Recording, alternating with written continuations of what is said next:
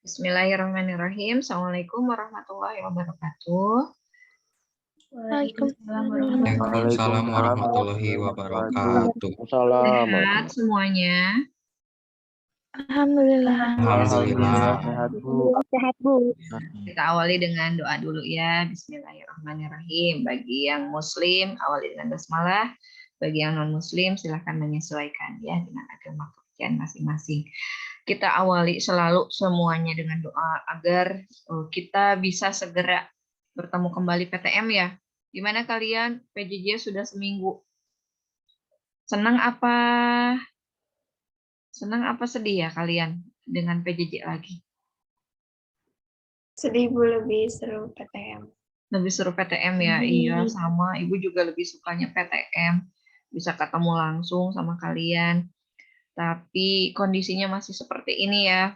Tapi mudah-mudahan semangat kalian tidak jadi menurun ya. Walaupun kita PJJ lagi, tapi ini justru menantang kembali gitu. Menantang kita lagi. Gimana nih ketika diuji dengan pandemi yang masih berkepanjangan, semangat belajar kalian apakah jadi turun? Nah, setelah kemarin semangat karena PTM lagi, terus kita ternyata harus kembali PJJ, tapi ini yakinlah ya, kalian harus selalu terus berpikir positive thinking gitu ya, atau berpikir positif agar segalanya juga jadi positif gitu. Karena kalau kitanya memandang dengan kacamata positif, semuanya juga akan terlihat positif. Tapi kalau kitanya udah negatif gitu, biasanya jadi semuanya juga terbawa negatif gitu. Nah, Ibu tidak mau seperti itu, sehingga kita sama-sama lah ya, saling menyemangati, saling memberikan support gitu agar kita semuanya bisa tetap maksimal, bisa tetap berprestasi walaupun dalam kondisi pandemi ya. Karena bukan cuma kalian gitu ya, teman satu angkatan kelas 10 juga harus PJJ karena memang kemarin ada kejadian, ada teman kalian yang terinfeksi COVID-19. Jadi untuk keamanan kalian, sekolah memberikan kebijakan harus PJJ lagi. Dan selaras minggu ini ada informasi dari kementerian pun harus memberlakukan 50%, sehingga kalian kelas 10 ini masih dilanjut dengan PJJ. Tapi mudah-mudahan minggu depan kita bisa gantian kelas 11 yang PJJ dan kalian bisa PTM. Tapi kalian harus dalam kondisi sehat, makanya terus jaga prokes biar minggu depan insya Allah kita bisa ketemu lagi PTM di sekolah ya. Nah, karena cuma yang sehat yang boleh masuk sekolah. Kalau kalian yang nggak enak badan, ada batuk, ada flu, itu udah boleh ke sekolah gitu. Kita juga guru juga seperti itu. Kalau ada kendala dalam kesehatan tidak boleh ke sekolah untuk keamanan semuanya ya, untuk kebaikan semuanya. Makanya harus terus senantiasa berdoa agar kita terhindar dari wabah ini, dan kita sama-sama juga mendoakan kalau ada teman-teman di sekitar kita yang kena wabah ini ya segera disembuhkan ya. Nah, oke, itu menjadi pembuka di awal pertemuan kita di Zoom hari ini. Terus kita melanjutkan. Minggu lalu itu sudah ada beberapa kelompok yang presentasi ya. Masih adakah sisa kelompok yang belum presentasi hari ini? Udah semua. Oh, udah semua presentasi. Oke. Sudah semua presentasi ya. Oke. Baik, kalau begitu kita akan lanjut. Tadinya sih kalau kita PTM itu Ibu mau melihat penampilan kalian, menampilkan hikayat. Ada yang sudah menyiapkan belum? Atau ada yang buat video gitu belum? Belum. Beberapa tadi ngobrol di kelas sudah ada, Bu, katanya beberapa. Ada yang sudah jadi belum? Kalau iya tadi jadi sudah boleh ditampilkan. Kalau jadi Ibu berikan aksesnya untuk share screen. Kalau sudah bisa tampil, mana ya Ibu? Buatkan dulu untuk bisa share screen. Nah, silakan share screen-nya sudah aktif. Kalian bisa menampilkan. Kalau yang videonya sudah jadi, biar teman-teman yang lainnya bisa nonton. Videonya siapa tak yang sudah jadi kelompok mana? Kebetulan kelompok aku udah ini Bu, udah siap juga. Udah siap. Videonya. Oke. Ya, jadi kita ambil kalau animasinya kita ambil dari YouTube, tapi dialognya diambil alih sama kita gitu Bu di. Oh, di dubbing ya? Iya, di dubbing. Ya, oke. Ntar ya Bu. Oke, sip. Siap. Ya, sambil kita menunggu Atta dan teman-teman untuk menampilkan video hikayatnya, kalian yang di rumah yang sudah pegang buku bisa sambil membuka halaman 73. Nah, sambil baca-baca nih. Ini adalah materi terakhir setelah nanti kalian menampilkan penampilan dari hikayat ya, masing-masing kelompok boleh berkreasi menampilkan hikayat seperti apa. Sambil boleh baca-baca di buku halaman 73, 74, dan 75 nih. Jadi setelah kemarin kalian membaca hikayat, membaca cerpen, lalu membandingkan antara hikayat dengan cerpen. Oh, ini sudah tampil nih.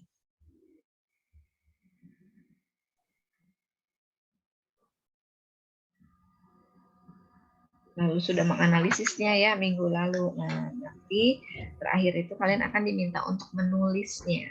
Tapi menulisnya seperti apa nanti kita bahas. Tonton dulu video yang akan ditampilkan oleh kelompoknya Atta.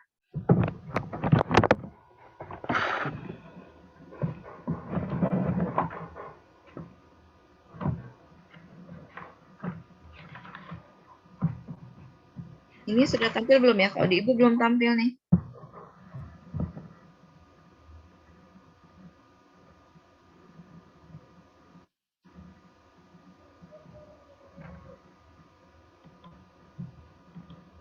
Kalau sekretaris kelas 10-1 siapa ya?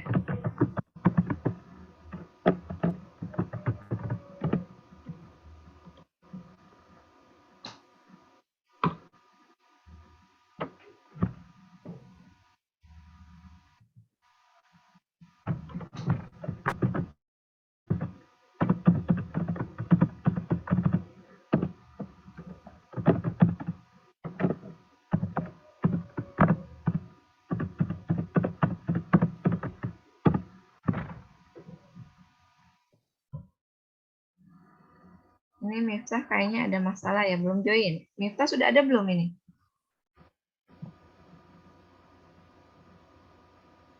Baru 28 orang ya.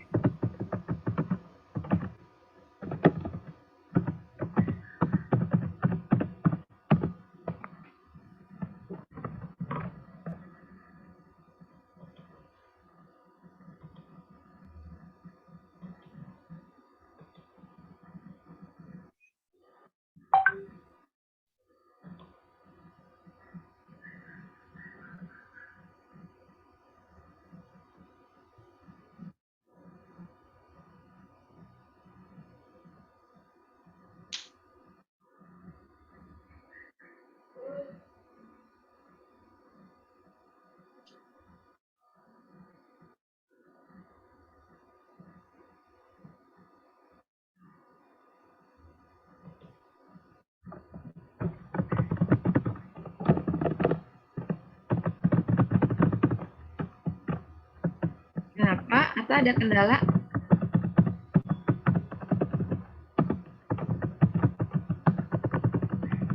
Dari kelompok atas saya coba share screen dulu. Oh iya, Gantian. boleh.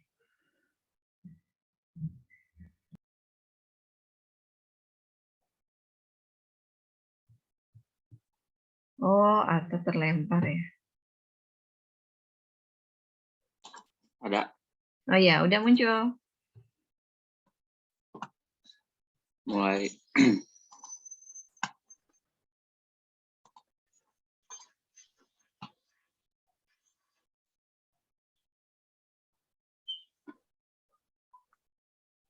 Alkisah.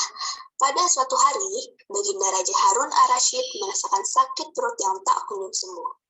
Kata tabib istana, Baginda Raja terkena penyakit angin. Penyakitnya tetap, tapi cukup mengganggu keseharian Baginda. Ia lalu memerintahkan kedua prajuritnya untuk memanggil Abu Nawas ke istana. Baginda, kami sudah membawa Abu Nawas ke hadapanmu. Sesampainya pria itu di istana, Baginda Raja menyambutnya dengan senyuman yang lebar. Rupanya sang raja telah menyiapkan tugas yang cukup konyol untuk pria tersebut. Kau Abu Nawas, aku punya tugas penting buatmu. Ucap sang raja. Yang mulia Baginda Raja, tugas apa yang kau berikan pada hamba? Jawab pria lucu itu. Akhir-akhir ini, aku sering merasakan sakit perut. Saat datang ke istana, aku menderita penyakit angin.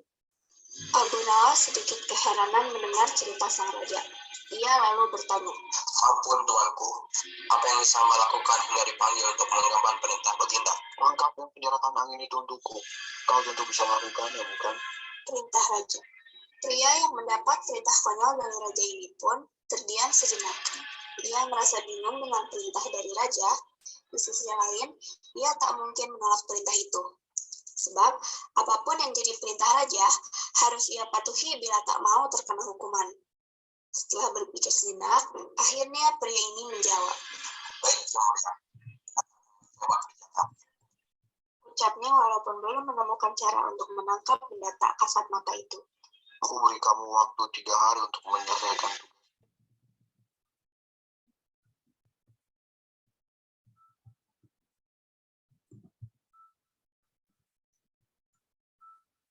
Aja, Abu Nawas pun pulang membawa tugas konyol itu. Sepanjang perjalanan pulang, ia terus terdiam dan mulutnya terkunci tak mengeluarkan sepatah kata pun. Ia tak habis pikir dengan perintah yang Raja Harun ar-Rasyid.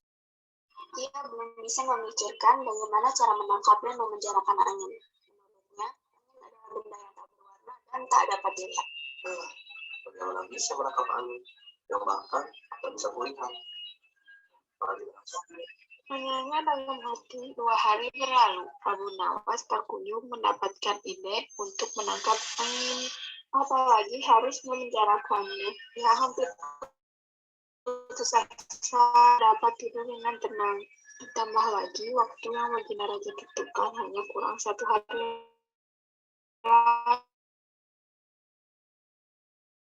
Aku tak kunjung mendapatkan solusi. Ucapnya dalam hati. Ia mondar-mandir mencarikan cara untuk menangkap angin. Saking bingungnya dalam hati, ia sempat menyerah dan berserah hukuman yang akan didapatkan esok hari. Ketika malam datang, tiba-tiba ia mendapatkan ide yang sangat cemerlang. Bukannya angin itu tidak terlihat. Raja juga tak dapat melihatnya, bukan? Ucapnya dalam hati. Saat pagi tiba, ia berjalan dengan yakin ke istana. Ia membawa sebuah botol kosong, tak nampak apapun di dalam isinya. Ia lalu menemui Baginda Raja yang rupanya telah menunggu kedatangannya. Kau sudah menyiapkan tugas yang kuperintahkan padamu? Tanya sang raja. Telah aku selesaikan, Yang Mulia. Kata Abu Nawas sambil menyerahkan botol kosong kepada Baginda Raja. Ada anginnya? Tanya Baginda. Ada kok di dalam botol ini, Yang Mulia. Jawab pria cerdas itu dengan senyum. Benarkah? Kenapa aku tidak bisa melihat apapun? Tanya Baginda Raja kebingungan. Ampun, Baginda Raja, siapapun tak akan bisa melihat hal itu. Akan tetapi, jika ingin tahu angin, seorang harus membuka tutup botol tersebut terlebih dahulu. Jawab Abu Nawas meyakinkan sang raja. Setelah membuka botol, Baginda mencium bau busuk. Kemudian ia murka. Bau busuk apa ini? Kau mau meracuniku? Bentak sang raja. Ampun, Baginda. Tadi hamba membuang angin, lalu hamba masukkan ke dalam botol. Nah, karena takut anginnya keluar, maka hamba memenjarakannya dengan tutup botol. Lalu dengan begitu, hamba bisa menyelesaikan tugas dari Baginda. Jawab pria cerdik ini. Mendengar penjelasan pria itu, Baginda Raja tak jadi marah. Ia merasa perkataan Abu Nawas sangat masuk akal karenanya. Baginda Raja tak menghukum pria itu dan justru memberikannya sebuah hadiah. Sudah, Bu.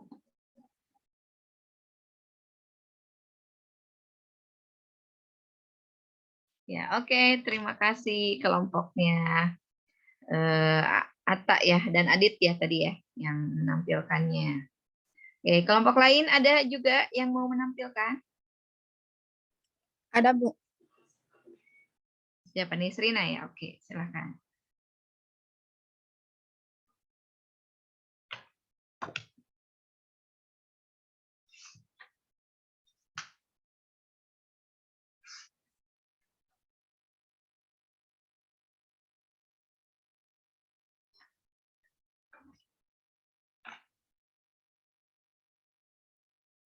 hakim tidak. Suatu hari, hakim pengadilan dibuat bingung oleh kedua ibu yang memperebutkan sebuah bayi. Karena sama-sama mempunyai bukti yang kuat, hakim tidak tahu bagaimana caranya untuk menentukan siapa ibu kandung dari bayi itu. Akhirnya, ia pergi menghadap Raja Harun al-Rashid untuk meminta bantuan agar kasus tersebut tidak berlarut-larut. Raja kemudian tersebut. Namun, dia malah dibuat putus asa karenanya.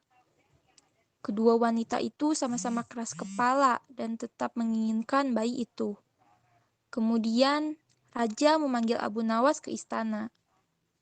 Setelah mengetahui duduk permasalahannya, ia mencari cara agar nasib bayi itu tidak terlunta-lunta dan bisa bersama lagi dengan ibu kandungnya.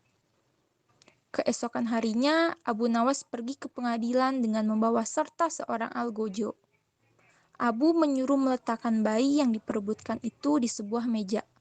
Apa yang kau lakukan pada bayi itu? Kedua bayiku yang saling berebut itu bersamaan. Sebelum menjawab pertanyaan kalian, saya akan bertanya sekali lagi. Adakah di antara kalian berdua yang bersedia menyerahkan bayi itu kepada ibu yang asli? Kata Abu Nawas. Tapi bayi ini adalah anakku. Jawab kedua ibu serentak. Baiklah, kalau begitu karena kalian berdua sama-sama menginginkan bayi ini, dengan terpaksa saya akan membelah bayi ini menjadi dua. Mendengar jawaban tersebut, perempuan pertama sangat bahagia dan langsung menyetujui usulan tersebut. Sementara itu, perempuan yang kedua menangis histeris dan memohon agar Abu Nawas tidak melakukan hal tersebut. Tolong, jangan belah bayi itu. Serahkan saja ia pada wanita itu. Aku rela, asalkan bayi itu tetap hidup. Isaknya, puaslah Abu Nawas ketika mendengar jawaban itu. Akhirnya dia tahu siapa ibu dari bayi itu yang sebenarnya. Lalu dia menyerahkan sang bayi pada perempuan kedua yang merupakan ibu kandungnya. Setelah itu, Abu Nawas meminta pengadilan agar menghukum wanita yang pertama sesuai dengan kejahatannya. Hal ini dikarenakan tidak ada seorang ibu yang tega melihat anak kandungnya dibunuh, apalagi di hadapannya sendiri. Akhirnya masalah terselesaikan dan si bayi akhirnya dapat bersatu kembali dengan ibu kandungnya.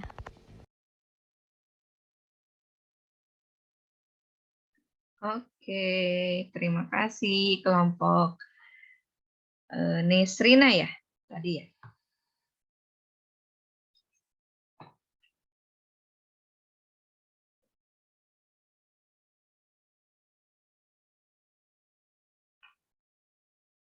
Ada lagi yang berikutnya?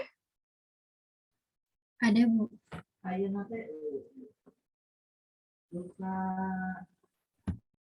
Kelompok Nadia. Ya.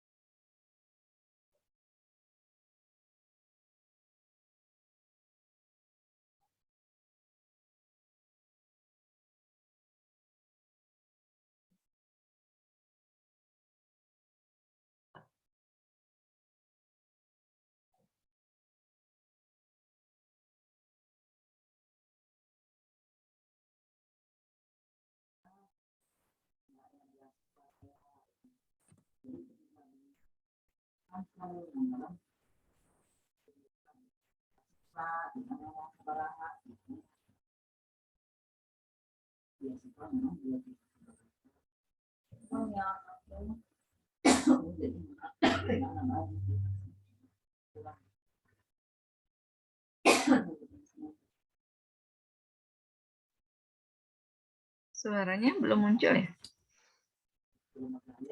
Belum muncul gitu? Oh.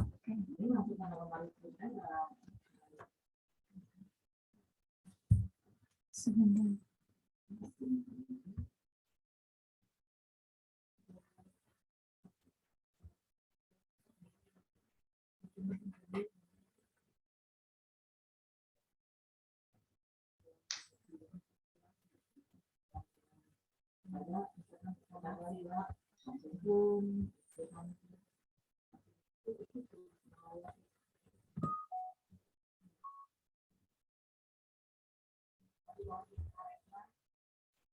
Ada seorang raja yang memiliki 10 orang putri yang cantik-cantik. Sang raja dikenal sebagai raja yang bijak.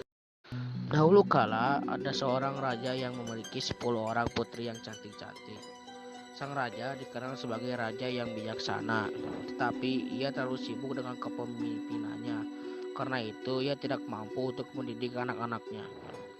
Istri sang raja sudah meninggal dunia ketika melahirkan anaknya yang bungsu, sehingga anak sang raja diasuh oleh inang pengasuh. Putri-putri raja menjadi manja dan nakal. Mereka hanya suka bermain di danau. Mereka tak mau belajar dan juga tak mau membantu ayah mereka. Dan pertengkaran pun sering terjadi di antara mereka. Ke-10 putri itu dinamai dengan nama-nama warna. Putri sulung bernama Putri Jambon.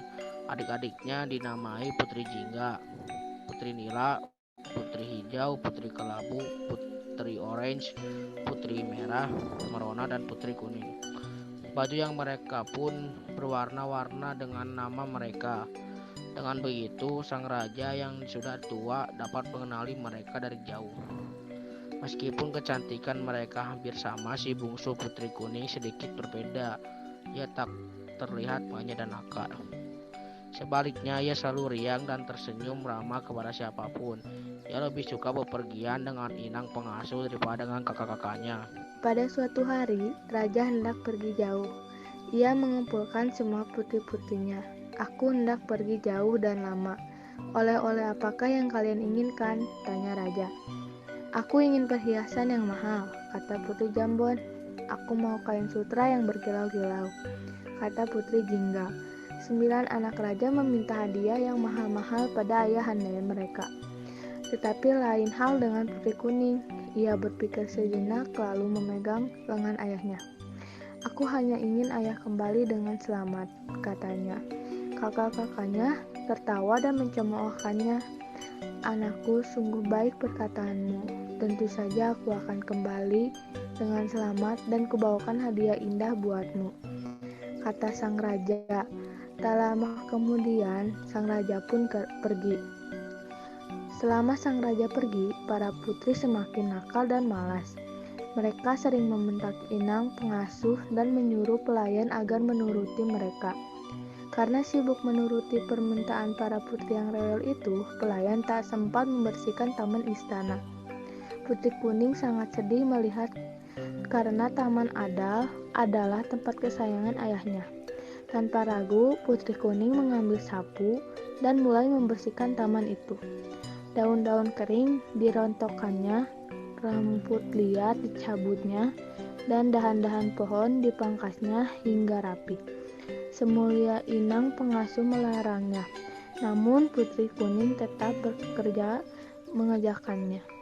Kakak-kakak Putri Kuning yang melihat adiknya menyapu tertawa keras-keras. Lihat, tampaknya kita punya pelayan baru, kata seorang di antaranya. Hai pelayan, masih ada kotoran nih, ujar seorang yang lain sambil melemparkan sampah. Taman istana yang sudah rapi kembali acak-acakan. Putri Kuning diam saja dan menyapu sampah-sampah itu. Kejadian tersebut berulang-ulang sampai Putri Kuning kelelahan. Dalam hati ia bisa merasakan penderitaan para pelayan yang dipaksa mematuhi berbagai perintah kakak-kakaknya. Kalian ini sungguh keterlaluan. Mestinya ayah tak perlu membawakan apa-apa untuk kalian. Bisanya hanya mengganggu saja, kata Putri Kuning dengan marah. Sudah aku bosan. Kita mandi di danau saja, ajak putrinya. Mereka meninggalkan Putri Kuning seorang diri.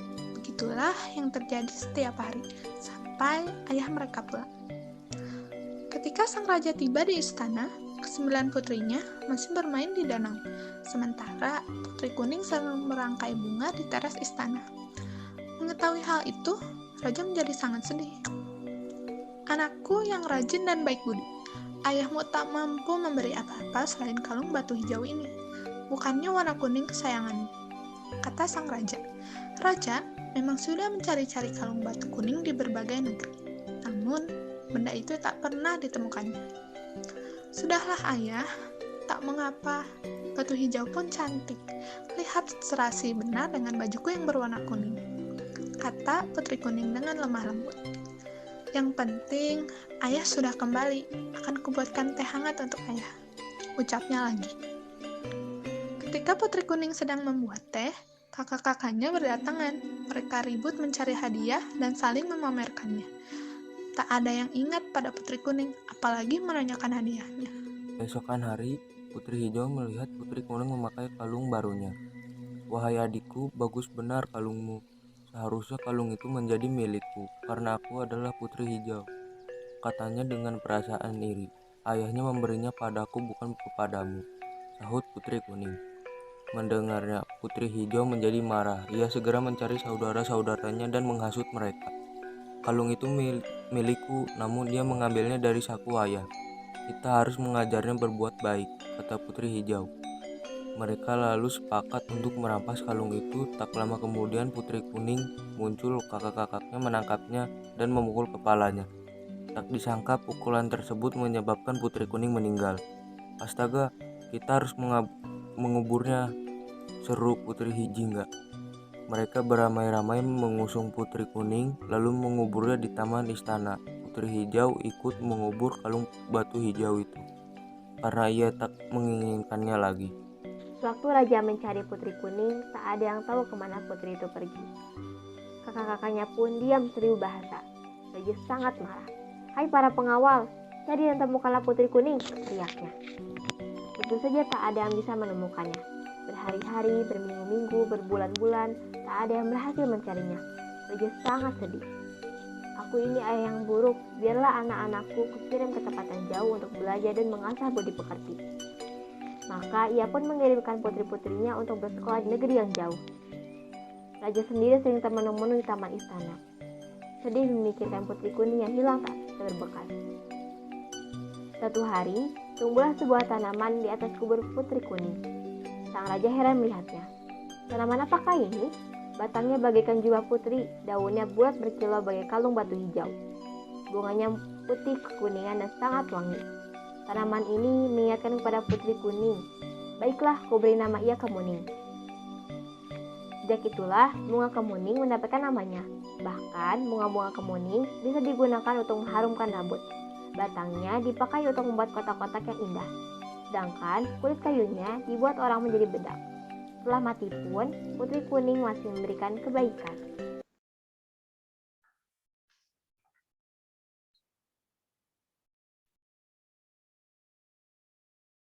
Sudah ya?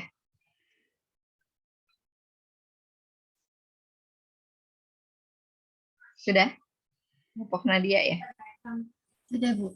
Ya, oke. Terima kasih untuk penampilan dari kelompok siapa Nadia ya barusan ya. Oke, sepertinya untuk waktu Zoom meetingnya hanya tinggal 5 menit lagi.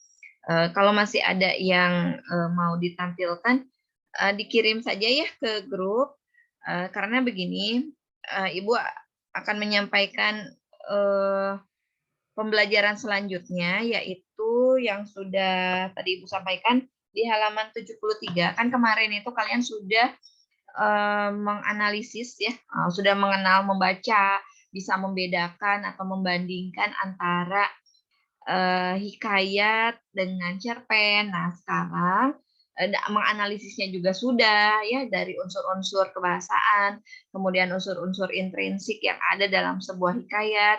Nah, jadi Ibu pikir kalian sudah bisa memahami. Tapi sebelum dilanjut ke materi terakhir dalam submateri terakhir dalam materi hikayat ini, adakah yang mau ditanyakan dulu seputar materinya? Adakah yang tidak kalian pahami dari hikayat? Mungkin ada yang perlu kita diskusikan dulu sebentar sebelum Zoom-nya berakhir. Nanti kalau Zoom sudah berakhir, kita lanjut di grup WA ya. Nah, Ibu masih pakai yang free, jadi memang ini waktunya masih terbatas. Tapi kita akan lanjutkan diskusinya di grup WhatsApp. untuk melanjutkan materi selanjutnya itu yang ada di halaman 73. Ibu akan minta kalian untuk membaca dulu halaman 73, 74, dan 75. Jadi setelah ini kalian akan diminta untuk bisa membuat sebuah tulisan. Tulisannya itu bukan berupa hikayat, tapi berupa cerpen. Adapun inspirasinya atau idenya itu kalian bisa mengambilnya dari pesan moral atau nilai-nilai yang sudah kalian dapatkan dari hikayat yang sudah kalian baca atau sudah kalian analisis.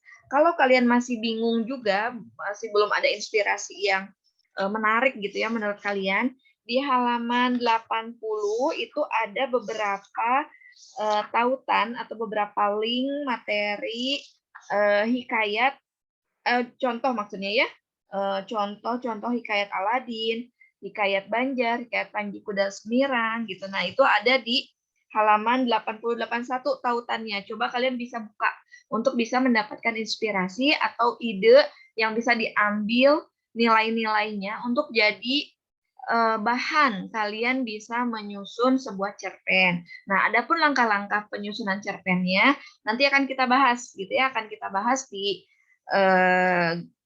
grup ya, di grup. Tapi sebelumnya kalian baca dulu. Kita akan diskusikan bagaimana langkah-langkahnya. Kalau tips dari Ibu sih sebetulnya di sini kalian bisa membuat semacam peta konsep atau mind map gitu. Jadi temanya apa, kemudian unsur intrinsiknya mulai dari latar, sudut pandangnya, tokoh-tokoh yang mau kalian buat itu seperti apa. Nanti Ibu pernah punya pengalaman untuk membuat cerpen dari mind map, nanti Ibu akan bagikan ya. Sementara itu dulu aja sebelum ini berakhir. Ibu ucapkan dulu terima kasih buat kalian yang sudah hadir dalam Zoom meeting ini karena memang kita terbatas waktunya. Kita lanjut diskusinya di ada 1 jam lagi ya, 30 menit lagi dan 25 menitan lagi untuk kita lanjutkan di WhatsApp ya. Nah, bagi kelompok yang belum menampilkan boleh langsung dikirim aja. Sama yang tadi yang sudah ditampilkan juga, Ibu minta kirim aja ya linknya gitu ya, linknya untuk bisa Ibu nilai ya. Oke, terima kasih untuk kalian semua. Ibu pamit dulu ya untuk di Zoom. Kita lanjut di grup. Terima kasih. Assalamualaikum warahmatullahi wabarakatuh. Waalaikumsalam Waalaikumsalam warahmatullahi wabarakatuh. Makasih Bu.